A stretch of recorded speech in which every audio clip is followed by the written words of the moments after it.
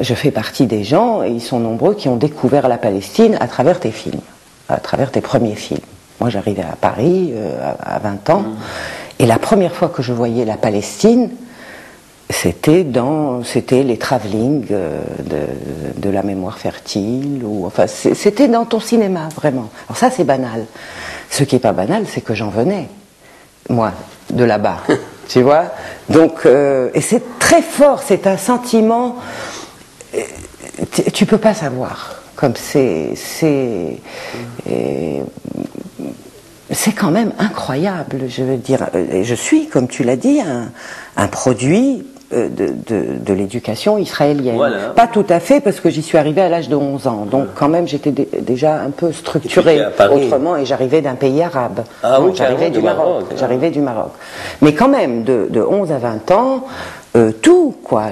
L'école, le lycée, les randonnées, l'armée, tout, quoi. J'étais un produit de ça, oui, bien sûr. Je t'ai pas dragué comme soldat. Non. Et donc, j'arrive de là, et il me faut un film pour voir ce pays que je n'avais jamais vu. Parce que lorsqu'on grandit en Israël, en israélien, on ne voit pas la Palestine. On ne voit que ce qui est juif. C'est presque incroyable, mais c'est vrai. Tu sais que c'est vrai.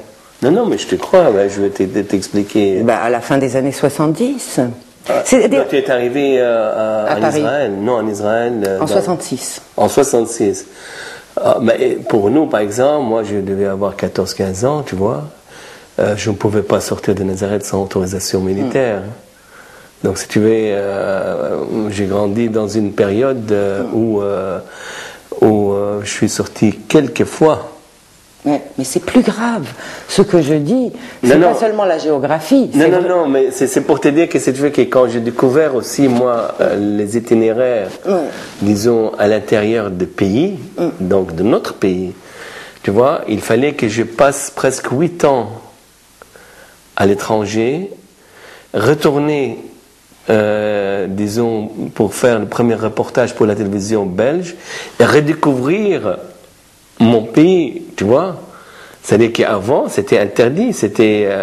Donc, tu étais obligé de méditer sur un arbre, de méditer sur un rocher, de regarder la beauté de la montagne, parce que tu ne peux pas bouger. Donc, tu les appelles à toi, tu vois.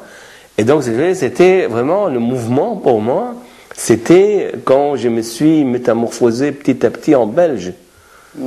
Tu comprends? Mais est-ce que tu te rendais compte, en faisant tes premiers films, que tu montrais un pays que les gens jusque-là n'avaient pas vu, ne voyaient pas, ne voulaient pas voir, un pays qui était occulté?